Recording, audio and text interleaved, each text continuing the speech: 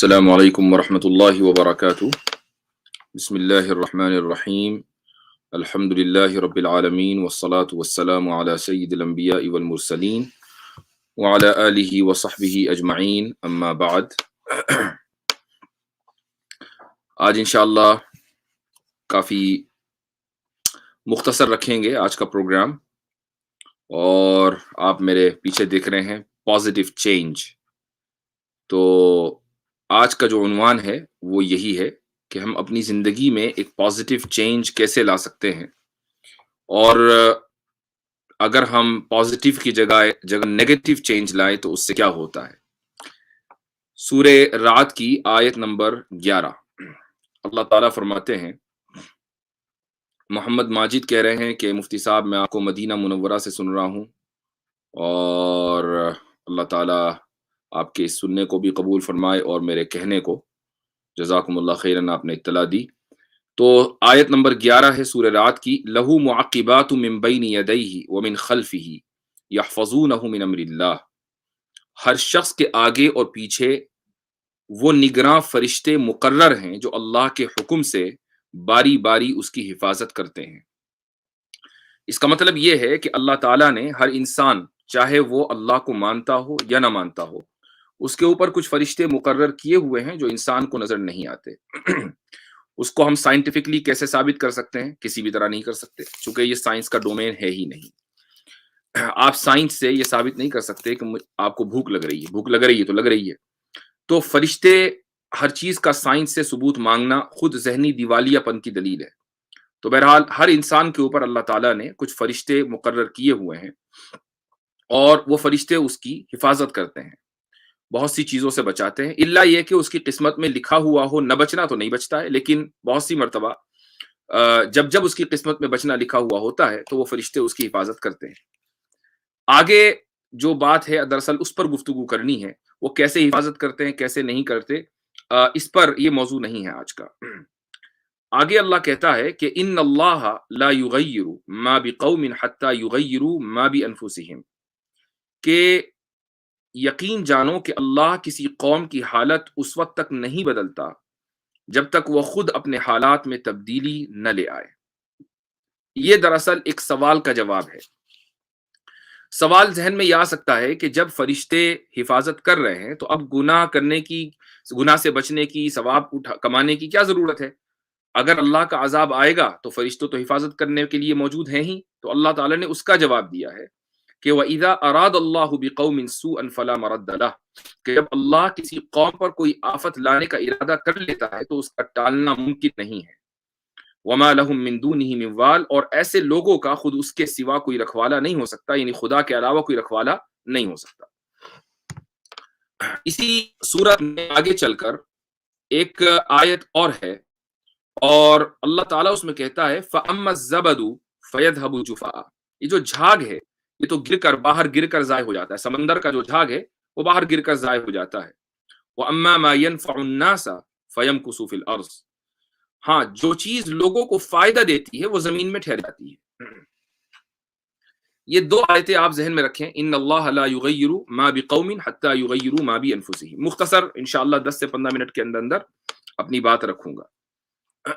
دیکھیے، اس دنیا میں جس میں ہم اور آپ سانس لے رہے ہیں، اس دنیا میں ہمیشہ کوئی نہ کوئی تبدیلی ہوتی رہتی ہے۔ یہاں تبدیلی ضروری ہے، تبدیلی کے بغیر چارہ کار نہیں ہے۔ ہمیشہ چینج ہو رہا ہے، ہماری زندگی چینج ہو رہی ہے، ہماری باڈی چینج ہو رہی ہے، ٹائم چینج ہو رہا ہے، موسم چینج ہو رہا ہے، حالات بدل رہے ہیں، حکومتیں بدل رہی ہیں، رشتے ناطے بدل رہے ہیں۔ کوئی بھی چیز ایسی نہیں ہے جو اس دنیا میں ہو اور وہ نہ بدلے، ہر چیز کے اندر تبدیلی ہے۔ اب تبدیلی دو طرح کی ہو سکتی ہے، ایک ہے پازیٹیو چینج، یعنی ایک مثبت تبدیلی ہوتی ہے، اور ایک ہے نیگیٹو چینج، یعنی منفی تبدیلی۔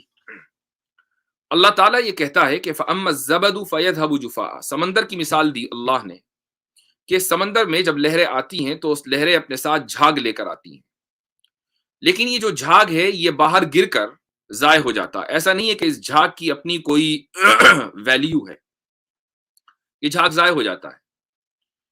البتہ جو چیز نفع بخش ہے، یعنی جو چیز بھی لوگوں کو فائدہ دے گی وہ ہمیشہ باقی رہے گی، فائدہ مند چیز باقی رہے گی، نقصان دہ چیز یا جس میں کوئی فائدہ نہیں ہوگا وہ چیز ختم ہو جائے گی تو ان دو چیزوں کو، ان دو آیتوں کو سامنے رکھ کر اب ہم دیکھیں کہ رسول اللہ صلی اللہ علیہ وسلم کے حالات کیا تھے۔ آپ سے پہلے جزیرۃ العرب، عربین پیننسولا کی صورتحال کیا تھی؟ آپ اس دور میں جائیں تو آپ دیکھیں گے کہ ان لوگوں کی زندگی میں صرف دو چیزیں تھیں، عورتیں اور شراب۔ وہ انہی دو چیزوں کے سب سے زیادہ دل دادہ تھے، اور اس کے علاوہ کوئی دوسری چیز ان کو سوجتی نہیں تھی۔ لیکن عورتوں سے اتنا زیادہ شغف، اس کے باوجود لڑکیوں کو زندہ دفن کرنے میں بھی سب سے آگے وہی تھے۔ یعنی ان کو دوسرے کی لڑکی یا دوسرے کی بہن یا دوسرے کی ماں وہ تو پسند تھی، لیکن جب اپنے گھر میں کوئی لڑکی ہوتی تھی تو وہ کوشش کرتے تھے کہ اس کو زندہ ہی درگور کر دیا جائے۔ آج بھی آپ دیکھیں گے کہ انڈیا میں مثلا قانون بنا ہے کہ آپ الٹرا ساؤنڈ نہیں کرا سکتے پریگننسی کے دوران۔ الٹرا ساؤنڈ کا مطلب ہے جینڈر ریویل کے لیے، یعنی جینڈر ریویل نہیں ہوگا، الٹرا ساؤنڈ تو ہوگا لیکن جینڈر ریویل کے لیے نہیں ہوگا۔ تو جو بندہ الٹرا ساؤنڈ کرتا ہے، آپ اگر اس سے پوچھیں کہ میل ہے فیمیل ہے، وہ آپ کو نہیں بتائے گا الا یہ کہ آپ اس کو رشوت دیں۔ تو لیکن قانون یہی ہے کہ وہ آپ کو نہیں بتائے گا۔ کیوں؟ یہ قانون اس لیے بنا چونکہ جب لوگوں کو یہ پتا چل جاتا تھا کہ جینڈر کیا ہے، اور خصوصاً اگر لڑکی کے بارے میں پتا چلا کہ لڑکی ہے تو اس کو وہ ابورشن اس کا کرا دیا کرتے تھے۔ یہ ابورشن کی تعداد اتنی بڑھی کہ حکومت کو لگا کہ اگر سلسلہ یہی چلتا رہا تو لڑکیوں کی تعداد کم ہو جائے گی اور لڑکوں کی تعداد بڑھ جائے گی۔ تو یہ چیز اس سے ثابت ہوا کہ یہ کوئی نئی پریکٹس نہیں ہے، بلکہ یہ پریکٹس بہت پہلے سے چلی آ رہی ہے۔ مشرکین کے یہاں اس زمانے میں الٹرا ساؤنڈ کا رواج، الٹرا ساؤنڈ نہیں تھا، ٹیکنالوجی نہیں تھی، تو کیسے پتا چلتا کہ جینڈر کیا ہے؟ تو جب بچی پیدا ہوتی تھی اب وہ اس کو زندہ درگور کرتے تھے۔ تو یہ صورتحال تھی ان کی۔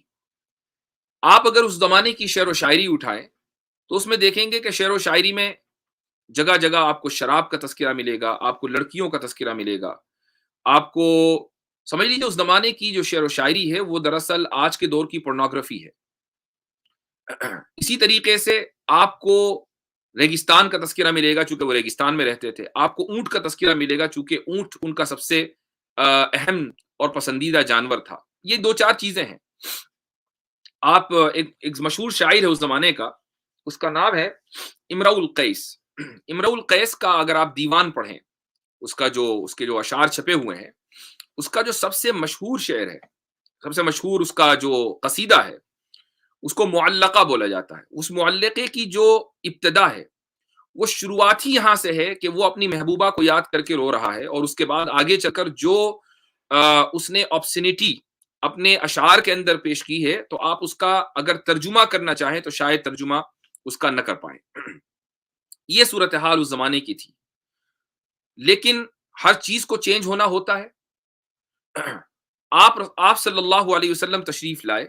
اچھا یہ بھی میں بتا دوں آپ کو کہ ایسے لوگ جو جزیرت العرب میں آباد تھے، ایک دوسرے کو مار رہے تھے، کاٹ رہے تھے، چھوٹی چھوٹی باتوں پر 30 40 سال لڑا کرتے تھے، ایسے لوگوں کے دائیں اور بائیں، یعنی ایسے لوگوں کے اگر آپ اس جغرافیہ کو دیکھیں تو وہاں سے اگر آپ سمجھ لیں نارتھ ایسٹ میں چلے جائیں تو یہاں پر فارس کی سلطنت تھی، اور آپ نارتھ ویسٹ میں چلے جائیں تو یہاں پر روم کی سلطنت تھی۔ تو رومنز اور پرشینز دونوں پڑوسی تھے، لیکن ان دونوں میں آپس میں جنگ چلتی تھی، لیکن یہ دونوں کبھی جزیرت العرب کی طرف نہیں دیکھتے تھے، چونکہ ان کو معلوم تھا کہ یہاں کچھ ہے نہیں، اور جو لوگ ہیں وہ آؤٹ آف کنٹرول ہیں، ان کو ہم استعمال کریں تو کس چیز میں کریں گے، اس لیے اس علاقے کو اس کی حالت پر چھوڑے رکھو۔ اب ایسی صورتحال میں رسول اللہ صلی اللہ علیہ وسلم کی بعثت ہوتی ہے۔ آپ صلی اللہ علیہ وسلم کی جب بعثت ہوئی تو ایک چینج آیا معاشرے میں۔ یہ جو چینج تھا وہ اس طریقے سے تھا کہ وہ امرؤ القیس کہ جو لوگوں کا ہیرو تھا اور وہ ایسے اشعار پڑھا کرتا تھا کہ جس میں لڑکیوں کا تذکرہ ہے، اس زمانے کی پورنوگرافی کو پروموٹ کرتا تھا۔ پورن انڈسٹری کا سب سے بڑا چہرہ کون تھا؟ وہ امرؤ القیس تھا۔ اب معاشرہ اس طریقے سے تبدیل ہوا، 100% تبدیل ہوا کہ امرؤ القیس کی جگہ حسان ابن ثابت رضی اللہ عنہ نے لے لی. اور حسان ابن ثابت رضی اللہ عنہ کے جو اشعار ہیں آپ دیکھیں گے پڑھیں گے تو وہ اتنے پاکیزہ کہ جس میں اللہ کی تعریف ہے, رسول اللہ صلی اللہ علیہ وسلم کی تعریف ہے, اس کے علاوہ اس میں آپ کو کچھ نہیں ملے گا. اس میں آپ کو لڑکیوں کا تذکرہ نہیں ملے گا, اس میں آپ کو شراب کا تذکرہ نہیں ملے گا, اس میں آپ کو اس طرح کی جو فواحش ہیں ان کا تذکرہ نہیں ملے گا. یہ تبدیلی آئی معاشرے کے اندر رسول اللہ صلی اللہ علیہ وسلم کی وجہ سے. اب اس تبدیلی کا نتیجہ کیا نکلا؟ یہی وہ علاقہ کہ جو چند سال پہلے تک ایسا تھا کہ نہ رومنز اس کی طرف توجہ دیتے تھے اور نہ پرشینز. اس علاقے کے لوگ روم کے اوپر بھی حاوی ہو گئے اور فارس کے اوپر بھی حاوی ہو گئے. دونوں سلطنتیں اس علاقے کے لوگوں کے ماتحت ہو گئی. یہ کیوں ہوا اور یہ پہلے کیوں نہیں ہوا تھا؟ یہ پہلے اس لیے نہیں ہوا تھا کہ جو بھی کچھ چینج اس سوسائٹی میں آتا ہوگا, اگر کبھی آتا ہوگا, تو وہ ہمیشہ نیگیٹو تھا. پازیٹیو چینج 1400 سال پہلے آیا رسول اللہ صلی اللہ علیہ وسلم کے ذریعے, کہ آپ صلی اللہ علیہ وسلم نے آبا و اجداد کی جو روایت تھی اس کو ختم کیا, جو ایک نورم چل رہا تھا اس کو ختم کیا, جو ایک ڈاگما چل رہا تھا اس کو ختم کیا, اور لوگوں کو ایک اللہ کے کی عبادت کا پابند بنایا. تو دیکھیے پازیٹیو چینج آیا, سب لوگ متحد ہو گئے, سب لوگ متفق ہو گئے. جب متحد ہو گئے تو دنیا کے اوپر غالب آ گئے. اور یہ غلبہ تلوار کی زور سے نہیں تھا بلکہ اخلاق کی زور سے تھا. ہاں, جہاں تلوار چلانے کی نوبت آئی تو تلوار چلانے میں پیچھے نہیں ہٹے. لیکن اسلام جو پھیلا ہے رومن ایریے میں یا پرشین ایریے میں, وہ تلوار کے زور پر نہیں پھیلا. تلوار کے زور پر فتح ضرور ہوئی ہے, لیکن اسلام پھیلا ہے اخلاق کے زور پر. اب اس کے بعد آپ صلی اللہ علیہ وسلم کی وفات ہوئی, صحابہ کرام آتے. ایک واقعہ میں آپ کو بتاؤں, میں جو واقعات آپ کو بتا رہا ہوں یہ دراصل یہ میں اس چیز سے کنیکٹ کرنا چاہتا ہوں کہ چینج ہمیشہ چل رہا ہے. اب یہ آپ کی مرضی ہے کہ آپ اس چینج کو پازیٹیو بنائیں یا نیگیٹو بنائیں. بلکہ میں قرآن سے ایک واقعہ آپ کو سنانا چاہوں گا نیگیٹو چینج کا. سورہ قلم میں ایک قصہ ہے اصحاب الجنہ کا, یعنی ایسے لوگ کہ جن کی ملکیت میں کچھ باغات تھے. تو ایک شخص تھا, اس کے کئی سارے باغات تھے, کھیت تھے, کھلیان تھا. اس کی عادت یہ تھی کہ جب پھل پک جایا کرتے تھے تو اس دن وہ اپنے علاقے کے تمام غریبوں کو پھل پہلے تقسیم کیا کرتا تھا. جب تقسیم مکمل کر لیتا تھا تب وہ اپنے خاندان کے لیے رکھتا تھا. بہرحال اس شخص کے کئی لڑکے تھے اور اس کا انتقال ہو گیا. تو جو اولاد تھی انہوں نے سوچا کہ بھائی ہم لوگ فیملی والے ہیں, ہم لوگوں کا خاندان بڑھ گیا ہے, اگر ہم اپنے باپ کی اسی ریتی کو اور باپ کے اسی طرز عمل کو باقی رکھیں گے تو ہمارے بچے اور ہم لوگ کیا کھائیں گے. تو دیکھیے انہوں نے چینج اپنے باپ کے اس رویے میں چینج لے کر آئے, لیکن یہ چینج پازیٹیو نہیں تھا بلکہ یہ چینج نیگیٹو تھا. تو ایک رات انہوں نے مشورہ کیا, جب پھل پک گئے باغ میں تو انہوں نے مشورہ کیا کہ بھائی صبح ہم ارلی مارننگ نکلیں گے, بالکل ایک دم تڑکے, تاکہ ہمیں علاقے کے لوگ نہ دیکھیں کہ کہاں جا رہے ہیں. ہم اپنے باغ جائیں گے اور جو کچھ ہمیں توڑنا ہے پھل ول وہ ہم پہلے توڑ لیں گے. علاقے کے لوگوں کو ہم مطلع نہیں کریں گے کہ ہمارے باغ کے پھل پک گئے ہیں. یہ رات کو آپس میں اختلاف بھی ہوا, لیکن بہرحال سب کی رائے یہ بنی کہ چلو ایسے ہی کرتے ہیں. صبح بالکل منہ اندھیرے جب یہ لوگ اپنے باغ میں پہنچے تو پہچان نہ پائے کہ باغ کدھر ہے, چونکہ رات ایک ایسی آگ لگی کہ جس نے پورے باغ کو جلا کر خاک کر دیا. آج بھی جنگلات میں جب آگ لگتی ہے تو آؤٹ آف کنٹرول ہوتی ہے. تو جب وہ وہاں پہنچے تو اپنا باغ پہچان نہ پائے, چونکہ وہ تو اس نیت سے اور اس ایکسپیکٹیشن سے, اس توقع سے نہیں گئے تھے. تو قرآن نے اس کی منظر کشی کی ہے. قرآن یہ کہتا ہے کہ فلما رأوها قالوا انا لضالون, کہ جب انہوں نے باغ کو دیکھا تو کہنے لگے کہ راستہ بھٹک گئے کیا بھائی, انا لضالون.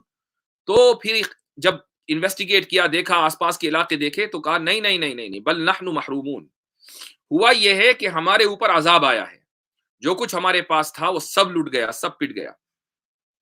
تو ان میں جو درمیانہ تھا, 3 بھائی تھے, تو جو درمیان کا تھا اس نے کہا کہ دیکھو میں تم سے کہہ رہا تھا کہ قال اوسطهم الم اقل لكم لولا تسبحون, میں تم سے کہہ رہا تھا کہ خدا کی حمد و ثنا بیان کرتے رہو اور جو باپ کا طریقہ ہے اس کے اوپر باقی رہو. تم نے پازیٹیو کو نیگیٹو کر دیا.